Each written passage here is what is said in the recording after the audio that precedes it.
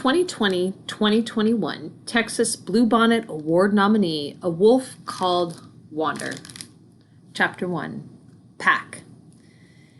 I begin in darkness, and my nose tells me everything I know. I have a brother, Sharp, bigger than me, and all growl. I have sisters, Pounce, who loves to wrestle, and Wag, who talks with her tail, and best of all, my brother Warm, who likes to curl up under my chin, the only pup smaller than me. I nose each one of them and the damp dirt above the dry grass below. I circle the den while the others drowse. I take test runs up the tunnel. They call me Swift because I was the first to stand up and walk. Wherever my legs take me, I always circle back to the empty hollow spot in the center of the den that smells like home. Like the thing I can never smell enough. And then she comes in out of the wild, the best of all smells, Mother. She turns around once, nose touching each one of us, and then lies down in her hollow. Sharp, Pounce, and Wag dive for her belly to drink. I could have been first, but Mother's fur is full of smells. From her hip to her shoulder to her warm, growly breath, she holds smells with no name. Smells that make me want to push beyond the place at the mouth of the tunnel where Mother has said, "Do not pass," and put my nose where the light comes from. I am late for lunch. Warm creeps toward the last drinking spot. I lunge for it, and then, drinking fast and strong. Drinking gulps and dribbles and gasps. Mother sings to us as we drink about the wide world around and beyond our den and the story of our life in the mountains. I take in her song like the air, like the milk, pack, mountains, elk, star, wind, rain, howl, hunt, mountains, pack. As always, Warm squirms under me in his low to the ground way. He whimpers and pushes his head up under my chin. Pop! My drinking spot is gone. Belly half full, I move on. I do not even try Sharp. He is big, and there is bite behind all that loudmouth yowling. I nudge Pounce, but she steps on my head. Wag gives me up her drinking spot when I push her. Wag pushes Pounce, who pushes Sharp, and then he turns to Warm, teeth bared, and growls the one word we all know, mine. Warm creeps away and curls up in the back of the den. One by one, we slide full-bellied into our dreams. Before I do, I catch a sweet smell that gives me no peace. I yawn, lift my nose, and yes, there is more milk, and I can claim it. More, and if I drink it, I will grow to be even bigger than Sharp. I find just one swallow at every drinking spot, and now I know one thing my brothers and sisters do not. Hind milk is the sweetest of all. I lick the last drops from my chin and curl my body around Warm so they will not step on him in the dark. Tell me again, I say to Mother. I point my nose to the tunnel. When can we go outside? It's wild and hungry out there on the home ground, Mother says. And you are tender and tasty, my wolfling, my own. Wait until you are bigger. She sighs at the soft pool of light that has spilled through the do not pass onto the den floor. Wait until you have a fighting chance. I stretch my nose toward the light and stifle the yawn that comes with the stretch. I don't want to wait. My sisters and brothers breathe the slow, deep breaths of sleep. My head bobs, but I fight.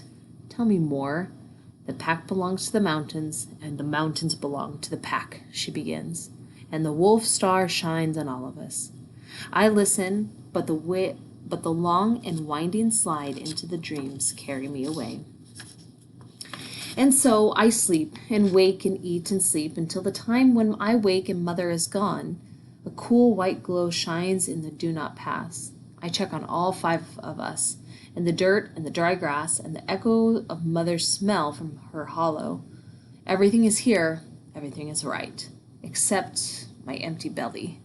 I feel the sway of it side to side as I pace the den floor.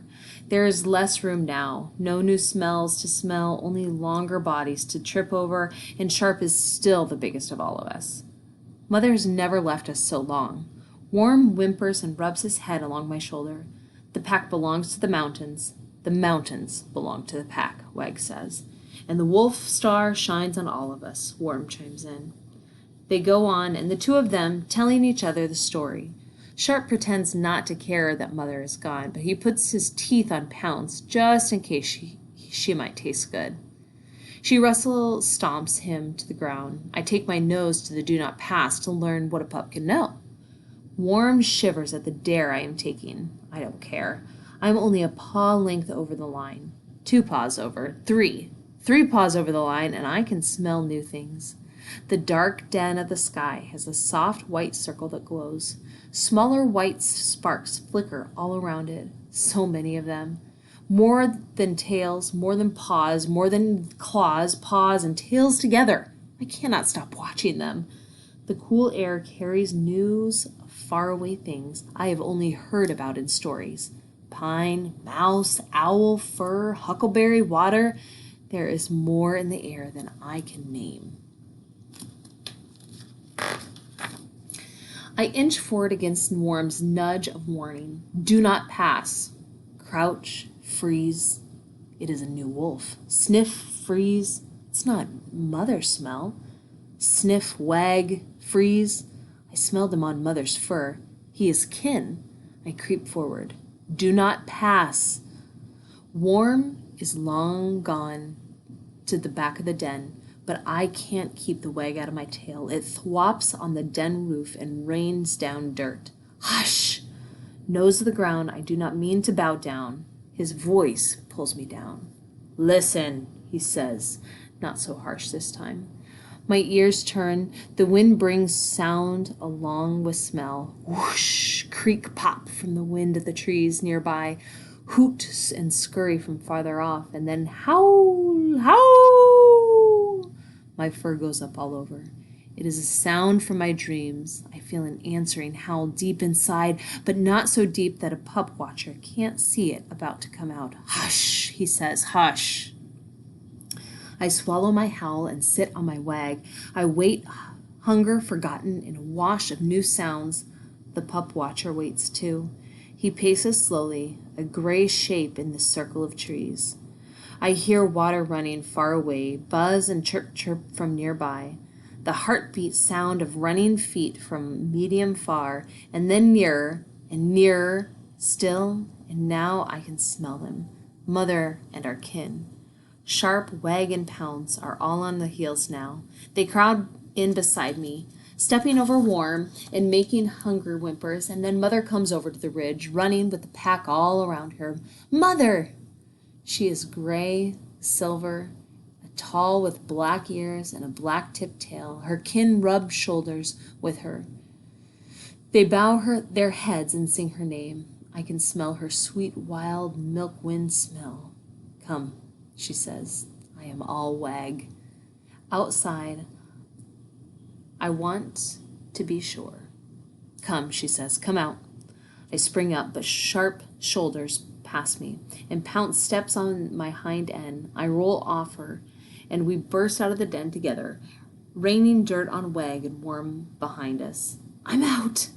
The bigness of it, the new den with all the black roof no jump could reach. I jump anyways, just to try. Wind runs through my fur. My kin knows me and from head to tail. I breathe in each one of them, golden-furred, Song, the hunter, and the pup-watcher Growl, who walks slowly with a limp. I cannot stop the Wag. I lick the ground and other are gathering place salt, iron, ash, home. Father stands above the rest, gray face, black ears, and tall, tall, tall. His scent marked is on the doorway of our den. He is the howl of the pack follows. I know I should go to him and share smells, but he is silent and tall. Sharps beat me to it. He brushes past. He is a head taller than me, and he looks down on me just to show that he can. His tail is up as always, but it goes down as soon as he gets closer to Father. He ducks his head and slows to a creep.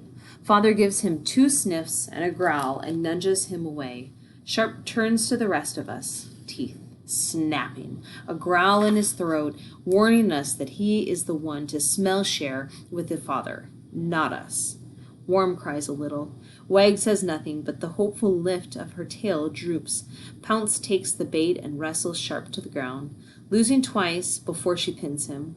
I slip by them all and go to meet my father, tall-tailed and nose up. But as I get close, my tail drops like a stone. I am turning back to bring Warm up along for courage, but some things a pup has to do on their own. Up close, Father is not just gray and black, but golden on his chest and silvered on his shoulders. Dark red runs around his mouth. Son, he growls at me, mine. I sit on my Wag, but I will not hold still. Breathe in the smell of him, deeper and longer, until his scent holds a spot in my memory right next to Mother. I will do anything for him. I jump spin, hoping he will like it. I yip Wag.